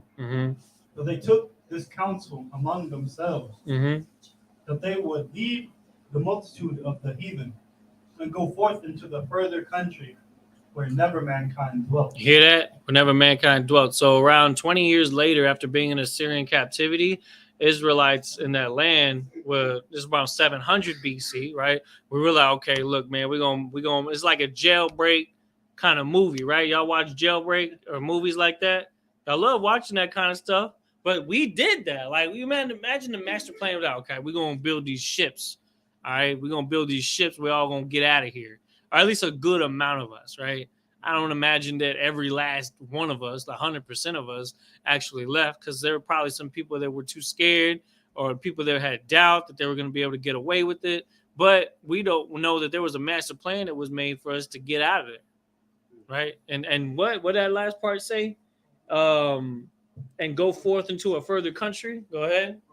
Where never mankind dwelt. And the world at the known time was all around that area of what then became north of the Mediterranean became Europe, and south became the whole Middle East, and of course Africa doing Africa things, and then you had all the Asia Minor and everything to the east that began to do what it, you know what I'm saying, how that took place. But they wanted to go somewhere else, somewhere different, somewhere where nobody done messed with before, right? So go ahead and get that. Yeah. Verse 42. They that might keep their statutes, which they never kept in their own land. Right. So we realized what we did was wrong, because the Most High even put us in Assyrian captivity because we fell away from his law, statutes, and commandments. But we wanted to go ahead and escape Assyria so that we can find a place to try to get things done the right way. We would try to go to a different part of the world so that we could serve God and attempt to please him. You know what I'm saying? Instead of earn more punishment from him. Go ahead.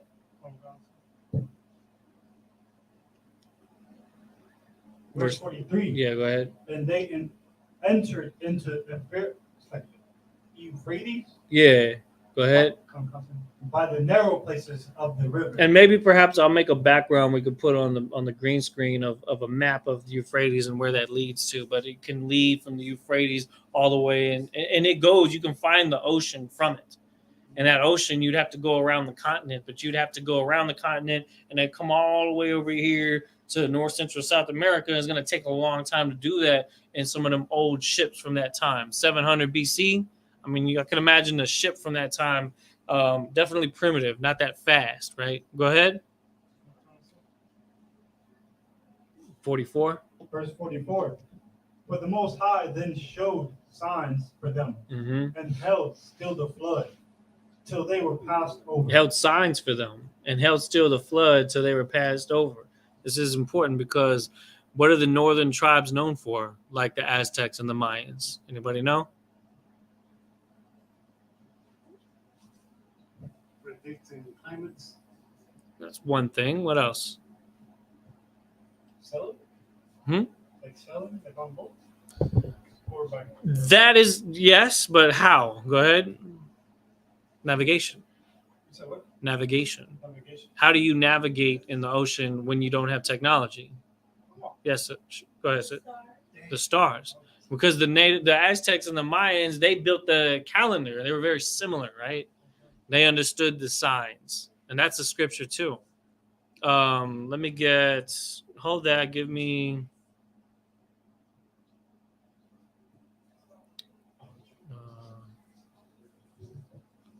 Let me see.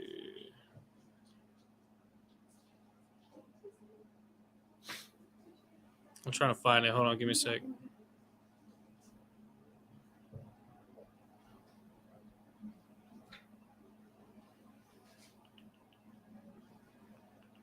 Give me 1 Chronicles 12 and 32.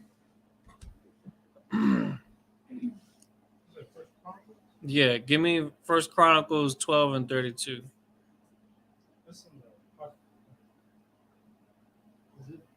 1 Chronicles chapter 12, verse 32.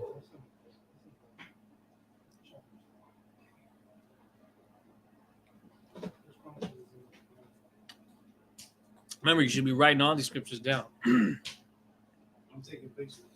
That's smart. That works too. But make sure you write it in the notes later on as well. 1 Chronicles 12 and 32. Old Testament. Go ahead. 12 and 32.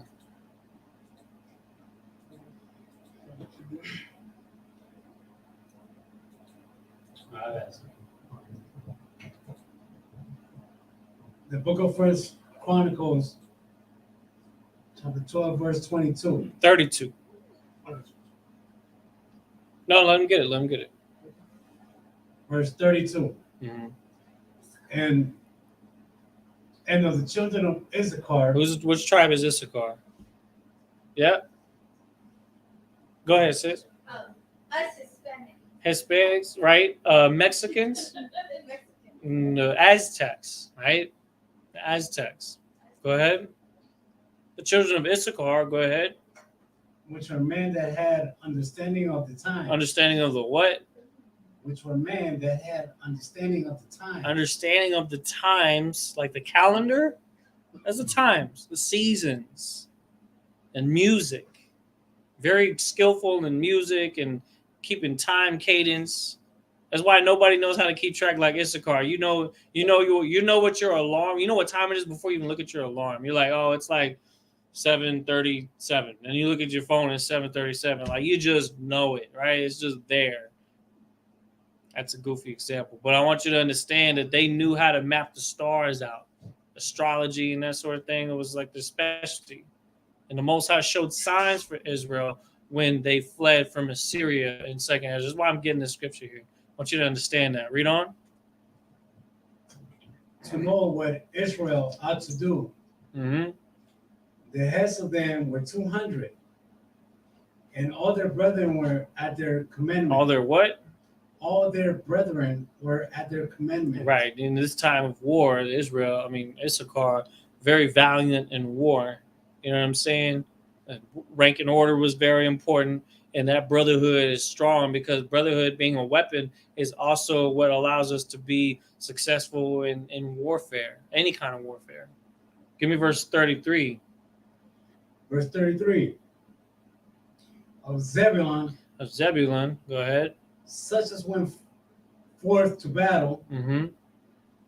Experts in war. Zebulun is experts in war. Go ahead. With all instruments of war. With all instruments of war, meaning they're very versatile. They can use any kind of weapon in warfare, whether it's an arrow, whether it's a sword or a shield. Like they good at improvising and coming up with new inventions of warfare when it's necessary to solve problems and to find solutions on the battlefield. Go ahead. 50,000, which could keep rank. Mm-hmm. 50,000, which could keep rank. Read on. They were not of double heart. What does that mean? Meaning when they hold in rank, that means they hold post, they're 10 toes down. They're not falling back. They're not retreating because they trust each other. Just like Issachar. Like it's talking about the 12 tribes is giving you like a little sample of how they operate and some of their characteristics. And one thing we know is that, and it says it all throughout when it's extraining the mighty men of valor, experts in war, Naphtali, you know what I'm saying? Captains, them with shields, and Asher, experts in war. Like it's not just about the physical aspect, but the mental aspect too.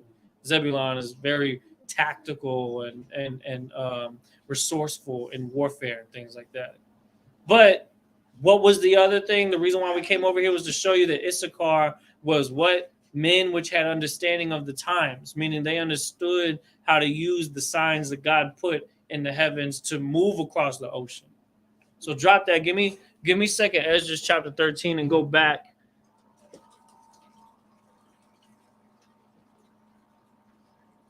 To verse, what was the verse we was at? 44. Second Ezra chapter 13, verse 44.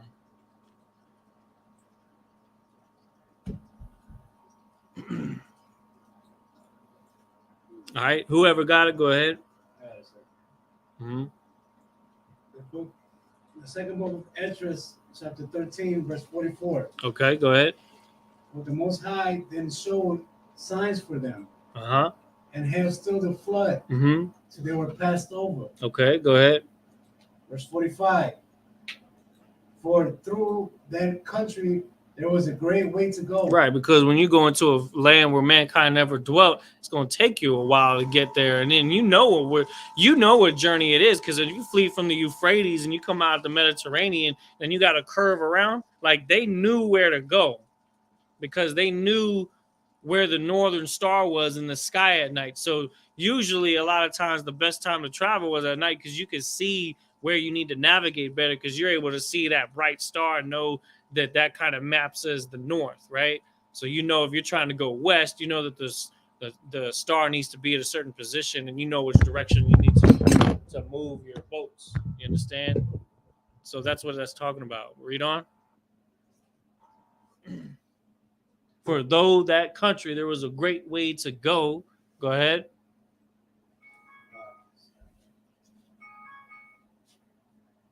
Over a year and a half. Damn, how long is that journey? Over a year and a half. Over a year and a half at sea. That's a long time, bro. That's not no weekend cruise. You know what I mean? Like y'all, you using paddles, you using sails, whatever it is they had at the time to navigate the water, but they had to move as a big old group. So of course that slows things down because one ship can move fast, but a whole bunch of ships, y'all are trying to coordinate so that nobody gets lost, nobody falls behind. You know what I mean? And then y'all are helping each other get resources. And I imagine people are trying to fish out of the ocean to try to get food out of the ocean, just living off the ocean. And what water are they going to drink? Can they even drink the ocean water? I mean, you got to figure out how resourceful we were. Did they use sifts to filter the salt out of the water? Like, you got to think about like how the heck they survived that 1 year and a half. But they did. We did that, and we survived it, and came over to a different place where mankind never dwelt. And where is that land? Read that last part. A year and a half. Go ahead. And the same region is called Arsareth. Arsareth. The word Arsareth means newfound land, which is exactly what the Americas was at the time that we came over here in 700 BC. Columbus so-called discovered America, but we came over here 700 BC. We came over here hundreds and hundreds of years before, you know, the rest of civilization caught up and found us. You understand? And so don't let anybody try to say that the Mexicans and the Hispanics, Native Indians aren't the tribes of Israel, because we done proved it in the Bible today, talking about it like this. And then montage over to all these books and stuff where it talks about the proof of the Spaniards studying us and seeing the similarities in our culture. Because when we go and settle North, Central, and South America, we start setting everything up, you're going to see hints of our culture. Just like how when we were at camp last weekend and you saw those Native Americans dancing down the street, how they had the feathered crests on their heads and the fringes on their garments. And, you know, though it is a diluted form of what we were when we first came over here, it's still some of it remained, right? It's just diluted over time. And we're over there yelling at them, telling them to come back to what they originally were. Just like how we're yelling at all the other tribes. But it's all in good brotherly love because we want to see them succeed. And we don't want to see them die no more. You know what I mean? They had a police escort because the police were worried about them getting attacked by white folks that are out there at the Alamo. You know what I mean? These endangered folk. You know what I mean? And so, yeah, we were there for them. We're going to stay there for them. All of them. You know what I mean? And the different tribes are all throughout the United States. But they had been, you know, treated wrongly, and all the treaties have been broken and everything like that. What time is it? Let me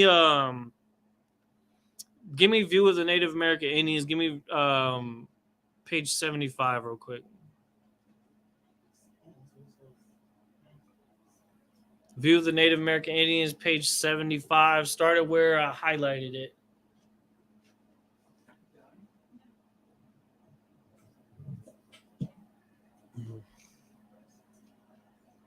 Then they returned with joy and solemn procession, singing songs of praise, till they entered a sacred square to eat the new fruits which are brought to the outside of it by a beloved woman. We're going to talk about the sacred square next time, all right? But read on. Sorry, I'm going to start at the end of prayer. Just start where I started the highlight, and then we're going to go into the next page and read the next page. They observe the greatest decorum in these solemnities, Mm-hmm. and give the name Kanaa to any who violated them. Kana, which is where read on. What is that talking about? There is a Sabita tribe on the north of the Pennsylvania called Kana and Kanaim. Mm-hmm. It sounds much like Canaan. Kanaim. That sounds like Kanaain. That's what we would call heathens. Canaan. You know, people of Canaan. So it even reverts to some phrases that come from ancient Hebrew, right? So we were like, this is what we do. Like they were celebrating the Feast of First Fruits. And if you didn't take part in it, you were considered a heathen. And so they would just call them Kanaain because it's something that we knew that had nothing to do with Israel because the land of Canaan was for, you know, different people. Go ahead. Accounts very similar to this are given by other writers. Mm-hmm. Meaning what? Meaning other tribes has seen similarities even in different camps and different settlements throughout the North, Central, and South Americas when they studied us, when they came over here in 14 or 1500 AD, right?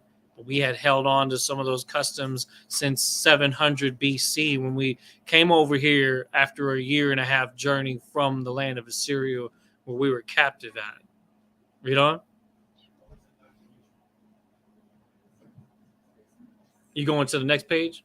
Yes. Yeah, that's what I want. Keep reading. Page 76, right? Mm-hmm. Dr. Beatty states. Start the highlighted part. Let me see. Is it 76? Oh, I didn't highlight it yet.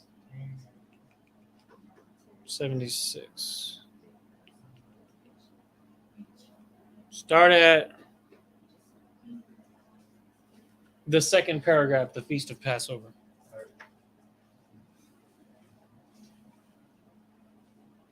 The Feast of Passover was observed by the Hebrews, not in their own houses, but in a sacred spot, Mm-hmm. which the Lord should choose no place in his name. In Deuteronomy 16, verse 6. Right, because it's talking about, you know, different places where we will come to gather together to have like major events together. You know what I mean? Go ahead. And in America, we find these people observing their feast in the sacred place of worship. Man, read that again. And in America, we find these people observing their feast in a sacred place of worship. All right, that's a hint right there of us having like holy days and feast days and things like that. Where we would come together and people would come out of their tents and out of their camps and we would have those unified events. You know what I'm saying? That's kind of like when we go to the cookout in Houston or when we go to the Passover in Florida, everybody leaves their cities to come together in one big conglomerate to really kick things off and really set it off. Because you know how we get down. We partying and cooking and you know what I mean, coming together in brotherhood and all that stuff. And that's something that we did even on this side of the planet after we came over here.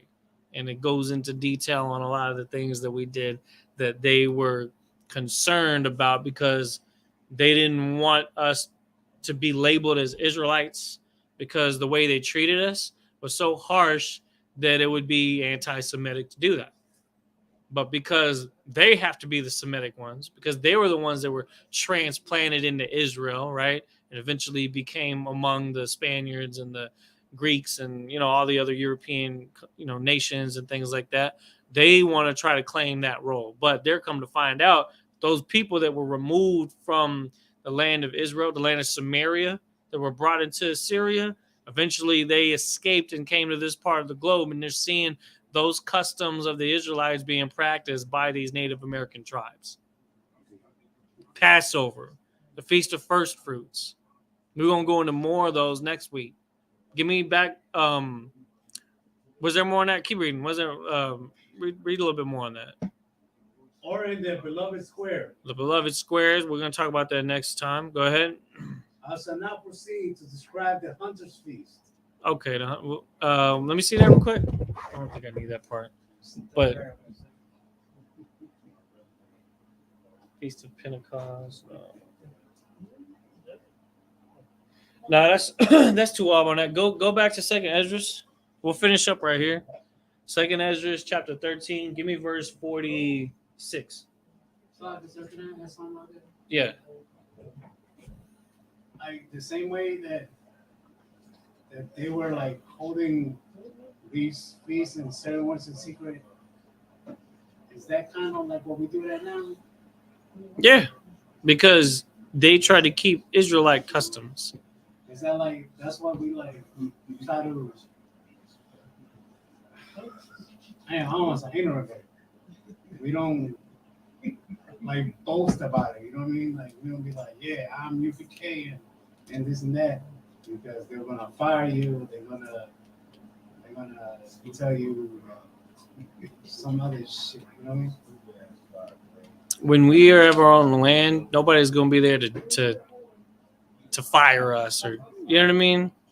Because originally when we came out of the land of Egypt, we were our own people, our own cities, our own.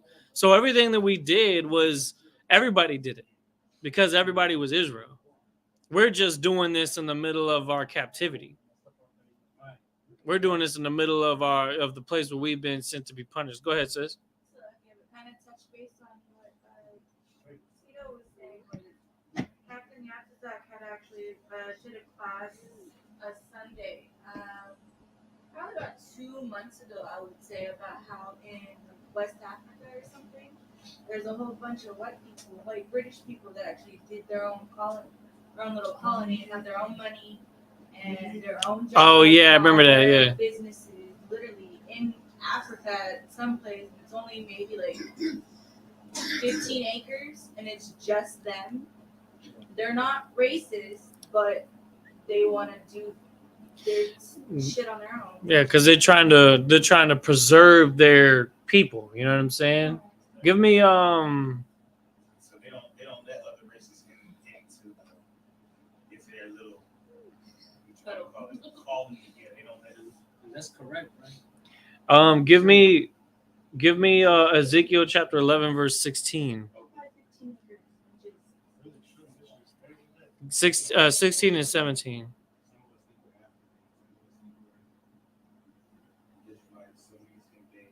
Ezekiel 17 and what's that? Ezekiel 11 and 16. Yeah, we're gonna read 16 and 17. Get that. This will be the last scripture. I want to go more into this because we barely scratched the surface of what I wanted to dive into here, but I kind of set the foundation by going into Second Ezra's and then going through Second Kings so you can understand how we ended up in Assyria and how they ended up in our land, and you know what I mean? The lions attacking them and all that stuff. Those are cool information bits to know because, you know, white folks that say they're Jews, they don't know that that's talking about them that was transplanted in there, but it is them. Go ahead. The book of Ezekiel, chapter 11, verse 16. 16. Therefore say, thus saith the Lord God, although I have cast them far off among the heathen, and although I have scattered them among the countries. Right. And this is kind of goes back to Deuteronomy because we knew we were going to be scattered among the heathen, among the other people, and cast off far from our border among the other, you know what I mean? All across all four corners of the earth. Read on. Yet will I be to them as little sanctuary. As a what? Yet will I be to them as little sanctuary. I'll be to them as a little sanctuary. So like what we're doing our own thing in the middle of these other countries.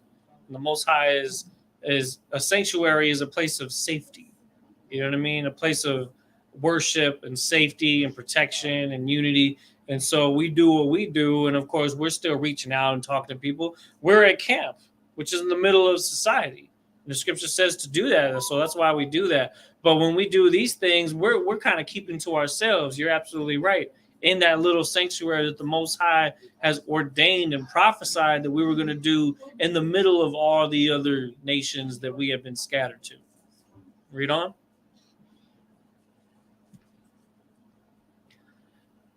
A little sanctuary.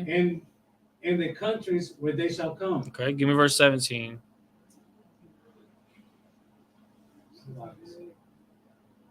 Therefore say, thus said the Lord God, I would even gather you from the people and assemble you out of the countries where you have been scattered. Mm-hmm. And I will give you the land of Israel. And I will what? And I will give you the land of Israel. That's the end result. That's why we do what we do now, because we want to get our land back, right? Because we broke away from the Most High's law, so we lost our land. Now we coming back to them so that we can earn it back. That's all we doing now. You know what I'm saying? So the Isupk is the spearhead of that, because we really are that little sanctuary that it's talking about, where we actually are keeping God's laws for real, while the rest of the world is doing whatever they want to do. We just staying locked into here. So with that, we're the Isupk. Started out of 1 West 125th Street, Harlem, New York, under Commanding General Yohana. Since 1969, we've been teaching the truth of the Bible for Blacks, Hispanic, Native American Indians, that they are the real Jews that the Bible speaks of. And with that, I want to pass the class over to Trooper Capillar for the security announcements. No, it got to be a trooper.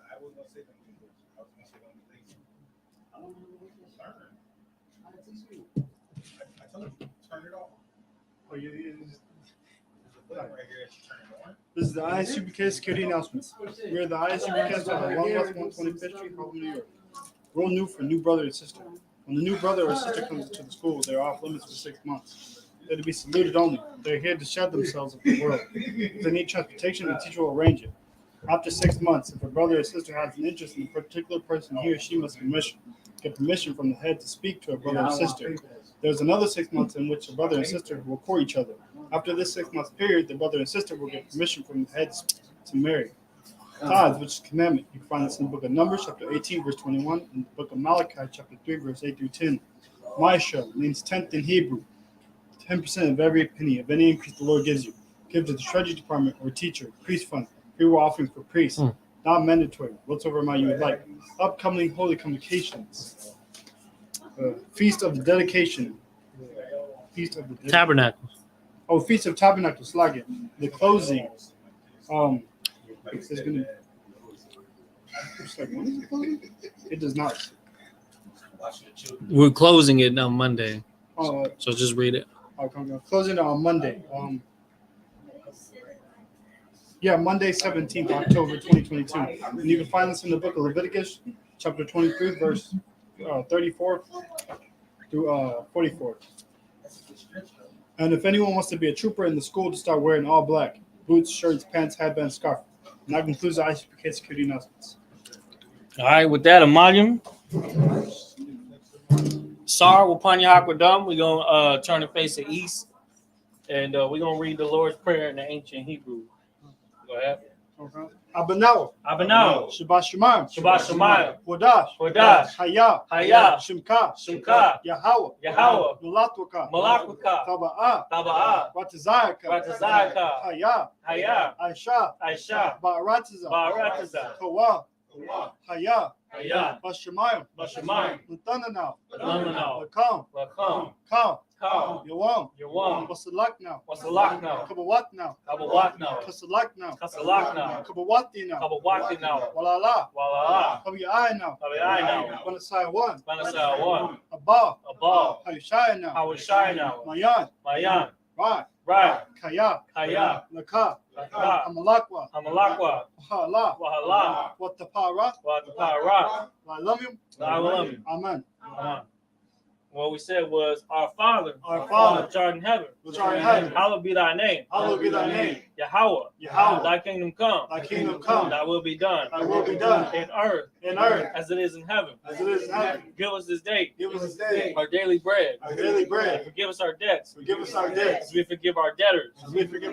And lead us not into temptation, but deliver us from evil. For thine is the kingdom. And the power. And the glory. Forever. So be it. All right, so we're going to turn face to brothers for one courtesy salute. Sis, you can go ahead and have a seat. Men of Israel, Amadu Shabbat, Amadu, Barat, Yahweh Ba'ashem Yahushai Brother Thumb, Yanni Matah. Sorry, I'm going to turn and face the sister for one courtesy salute. Sister, go ahead and stand up. Men of Israel, Amadu Shabbat, Amadu, Barak, Yahal Shamar Thamba Hashem Yahushai, Yaji Matar, class dismissed.